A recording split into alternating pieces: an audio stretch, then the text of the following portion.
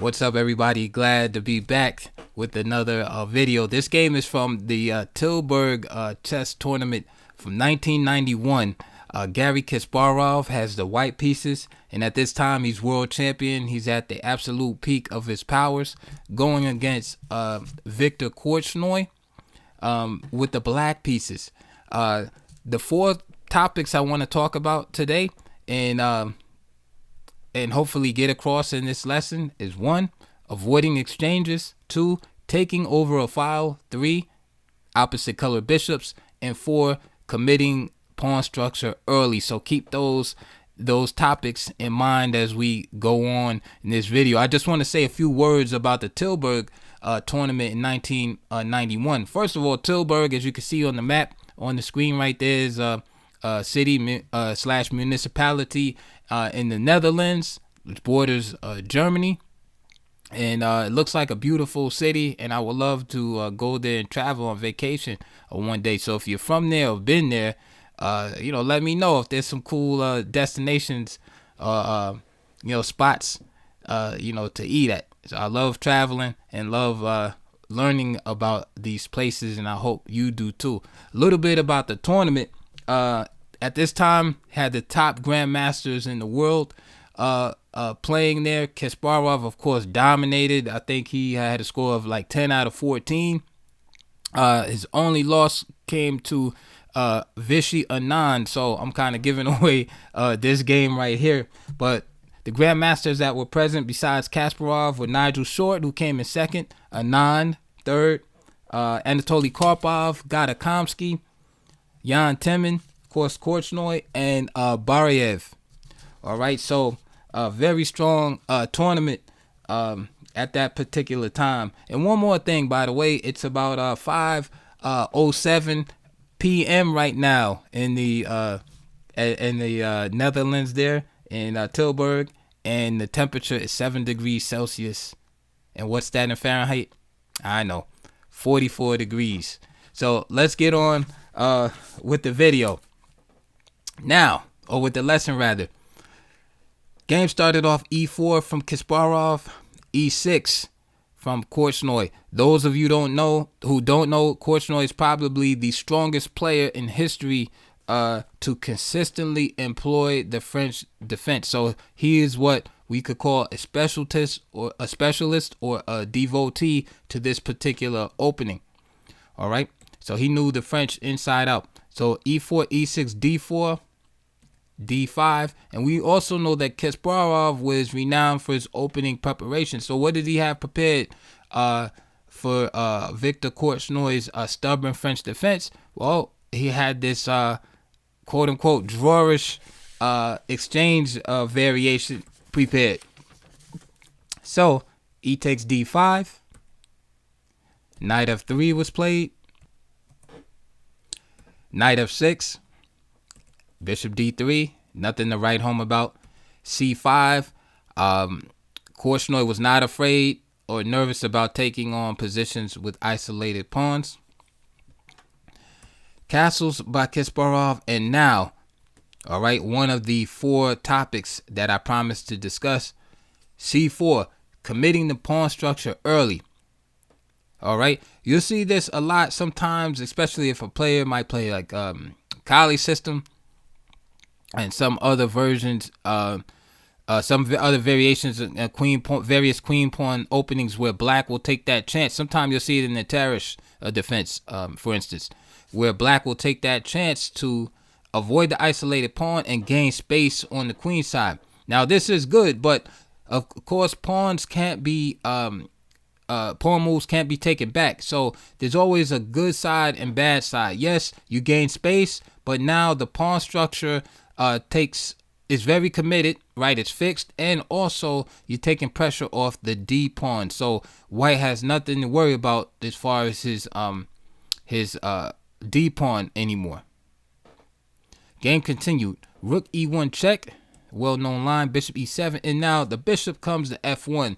So black has gained some space on the queen side. White has to find a new job for that bishop. All right, and the game continues. Castle. Kasparov plays bishop g5. Already Kasparov is putting pressure, right, indirectly on the d5 pawn of black. Now, what I want you to think about is that with this committal of the pawn structure, think of some of the downsides, right, for black. Besides the pawn structure being fixed, notice that the d pawn now can only be supported by pieces, right? It's almost like an isolated pawn, except that it's actually not isolated. So by pushing the pawn forward, the structure has been weakened somewhat, and so now that d pawn only can be supported by pieces. So bishop g5 indirectly puts pressure on that pawn because the knight on f6 is one of the defenders of that pawn. All right, so when we commit the pawn structure early, we have to think of things like this. All right, okay, the pawn structure is fixed. Okay, now how are we going to maintain that pawn structure? How are we going to defend it? Okay, because it's not enough just to have the pawns out there. You have to have a way to guarantee their safety. All right, and maintenance throughout the game. Game continue. Bishop g4. Right, the bishop comes out, traditional problem bishop in the French defense, and putting pressure on the knight. So h3, and here Viktor decides to exchange. Now bishop h5 could be played. However, Kasparov would probably continue with the move g4. And after bishop g6, play this plan right here that I have highlighted, knight e5, bishop g2, and knight c3. Notice the green highlight on the d5 square because that is going to be an important square in the game. All right, the attack on that pawn. So Korchnoi decides, hey, I don't want the knight on e5 and exchanging the bishop off at some point anyway, so I'll just take it right now. All right, although a possible upside for black here is that white's king side is a bit compromised here, to say the least. Korchnoi just took, which is fine. Bishop takes f3, queen takes f3, and now knight c6, hitting the d pawn, but it's not a big deal because unlike black, white can just simply support the d pawn with another pawn, so no big deal. Queen d7, knight d2, rook a e8. So all of Korchnoi's pieces are developed, so it's kind of like, hey, you know, equality. Now Kasparov begins to chip away. So here he threatens actually to win the pawn by capturing twice on or three times rather on c4. So Korchnoi plays b5, right? Typical play. When you push the pawn to c4, you try to maintain that space. B takes c4, B takes c4. Now, why do I have this highlighted? Because I want to point out again, with the under the theme of committing the pawn structure early, is that notice that white can easily attack the d5 pawn. All right. Matter of fact, he's already attacking it with the queen on f3. Inadvertently, as I said, with the bishop on g5, putting pressure on the knight. All right. And notice that although black has a pawn on c3, white cannot, that's kind of weak. Black cannot really reach the pawn on c3. There's no way that he can reach it in an efficient manner. How would you get to attack the pawn on c3? You would have to, play a move like rook b8, rook b6, and rook a6 and rook a3, and maybe get the queen to a5 somehow, and knight to e4, perhaps a knight. You have to go through a lot to get to that pawn. So we can just say that black can't really attack that pawn. Meanwhile, white can attack the d5 pawn. That's just a little difference there. So moving on, rook a b1. So now we're going to talk about the fight over these open files, or taking over a file. All right. Bishop d8. And you can see that Korchnoi wants to trade. Now let me just segue into this idea of certain positions or openings being drawish. It's true to an extent because you know statistics, they are what they are. There's been thousands and thousands of games played, and certain openings and systems tend to give way to drawing possibilities more than others. All right, so the exchange variation in the French, I'm sure, will have more draws than say like a dragon in the Sicilian, right? Just due to the nature of the imbalanced nature of the ensuing positions. However, I remember Kasparov saying in one of his DVDs, I can't remember which one it was, he was just basically saying that, listen, when it comes to drawish positions and things like that, it's really up to the players and the mentality of the players if they want to fight or not. So you can play a quote-unquote drawish system, but if you want to fight, you can be creative enough and use your imagination.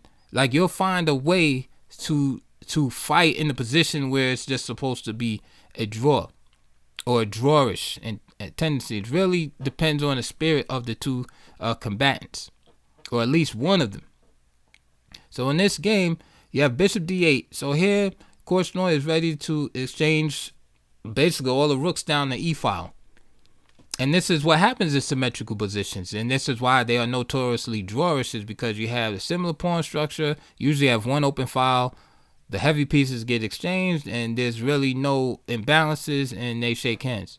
Let's see what happened here. h4. So Kasparov gains some space on the queen side. He protects the bishop on g5 from tactics. So rook takes e1, and rook e8. Now, many players would just simply play rook takes e8 and just call it a day. Just acquiesce to these continued exchanges, and of course, which will lead to a draw eventually. Kasparov says no. He plays rook b1. He doesn't want to trade because he understands that his winning chances will be severely diminished. So he plays rook b1. He gives up the file. Now, again, we're talking about taking over file here. When I say give up the file, he's not giving it up. In other words, black can't penetrate down the file. It's not like he can bring the rook to e2 or e1 or something like that. So when I say give it up, I don't just mean give it up to whereby it can be used against you, but he gives it up and because there's no use for either side to really do anything on that file. So he goes to rook b1 and he said, you know what, I'm going to take over this file and I'll try to penetrate over there.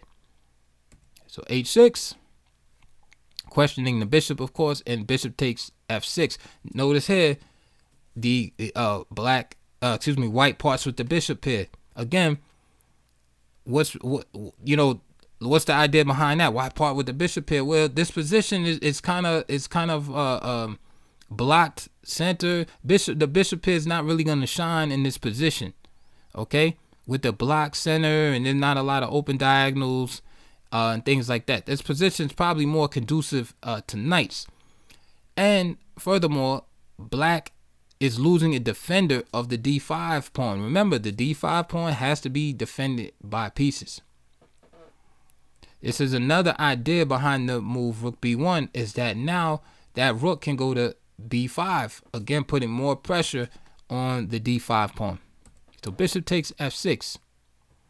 Bishop takes f6, and now g3. What's the idea behind g3? Remember that bishop that was driven out of play earlier with the move c4 and had to go to f1? Now the bishop's coming back. It's going to come to g2, again putting pressure on this pawn. So basically, Kasparov is playing this position like as if the d5 pawn was an isolated pawn. Knight e7, of course, Korchnoi, experienced grandmaster. He's already preparing himself for this onslaught on d5, excuse me. Queen d1. Again, preparing the attack on d5 with bishop g2. g5 from Korchnoi. Some exchanges. H takes g5, and now bishop g2. And again, I have highlighted here for your clarity and convenience. Knight f1, knight e3 is the plan in order to build up this attack on G5. So now that I keep mentioning on D5, I'm sorry. So I keep mentioning it, but I just want to make sure you can see it's very, very clear. Okay, the play. So this explains Korchnoi's next move. He plays G4. Again, the idea is to move the bishop to G5 so that the knight, when the knight comes to F1, if the knight goes to G3, he'll just chop it off. All right. Kasparov goes knight F1 anyway. And the bishop goes to G5. So as soon as that knight even thinks about going to E3, it's going to be taken away. So, battle of ideas, rook B2. Again, still on the theme, taking over a file here. So now queen B1 is coming, and now Kasparov is like, hey, I'm going to take this file, and Korchnoi has to be careful. And notice the threat is to penetrate down to the 7th rank. Right, he's not just on the file for no reason, not able to, because what use is occupying a file if you can't penetrate down the file? That's why you put your rooks on the file. All right. The only other purpose is to trade off, and play defensively. King G7 and now Queen B1. Voila, the file has been taken over. Korchnoi is forced on the defensive here. He plays rook c8. The idea now is that if rook b7, he'll just play rook c7. Again, wanting to trade rooks. So Kasparov moves the rook again, e2. He's like, nope, I'm going to play rook to e5, and I'm going to attack this D pawn. All right? So the knight on e7 is committed to this protection of d5. All right? And so it's hard. It's going to be very hard for Korchnoi to trade the rooks without further weaknesses being created. Rook comes to c6. And now rook e5. Hitting the bishop and putting pressure on. Can I hear it? D pawn. There you go. f6. So drives the rook away, but creates more weakness on the light squares. And this is going to be very important when we talk about the opposite color bishops. So, and that would be point number 3. Rook e2. Okay. And now rook b6. So Korchnoi wants to block the penetration of Kasparov on the b file. And so he takes over that file. Notice again that Korchnoi cannot penetrate down the b file. He can only, be defensive. Right? He drives the queen away. Kasparov goes to d1. Queen e1 was possible also. But what I like about Kasparov's move on d1 is explained here. If he plays queen e1, like it looks good on paper, is attacking the knight. But again, he can't really do anything after this. He can't really penetrate after, say, like king f7 or even f5, which allows the bishop to protect the knight. All right. Game still, it's really not a lot of progress to be made there. Looks good on paper. I like this move better. Kasparov plays queen d1. And now knight f5 is played. And now rook e1. So Kasparov takes advantage of this move knight f5 that leaves the pawn of g4 temporarily undefended. And now Korchnoi defends the pawn twice. Knight h6. All right. Another reasonable move is knight e7. And of course, knight e3. And just snatch it off. Rook takes e3 and rook b2. Notice how he can penetrate now. You see? And this is pretty equal. Another idea is f5 here. Again, this looks pretty equal also. I like knight e7 better for Korchnoi because, again, it brings the knight. The knight is defending, but it brings the knight to a nice central position. Whereas on h6, it's out of play and purely defensive. Queen e2. Again, taking over a file, right? We're still on that subject, right? So what did we talk about so far? Committing the pawn structure early. Taking over a file, that's point number 2.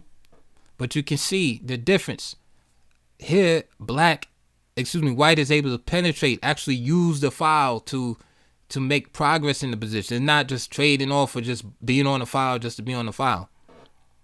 Korchnoi plays king f7 to keep black from being white from penetrating on the e file. And I highlighted the bishop here because notice that the bishop is kind of blocked right now. And so after f4, the bishop is trapped. So Korchnoi has no choice but to play en passant. G takes f3, queen takes f3. Again, more pressure being brought to d5. Now how do you protect it? Remember I said earlier it has to be protected by pieces. So he plays rook d6. Very passive. Very passive. Right? There's no other choice. He has to go passive here. Rook e5, and I have gone crazy with the highlights here because I love this move. Again, the pin on f6, right? The pawn cannot capture because of the placement of the king on f7. Bishop is attacked on g5, again due to the pin. That pawn, in other words, is useless on f6. And again, the culmination of white strategy, the pressure on d5. Man, this is wonderful. This is wonderful. So king g7, and now the position starts to crumble, right? The battle for d5 has been won by Kasparov here. Rook d5, queen takes d5, and we've come to the climax of the game here. All right.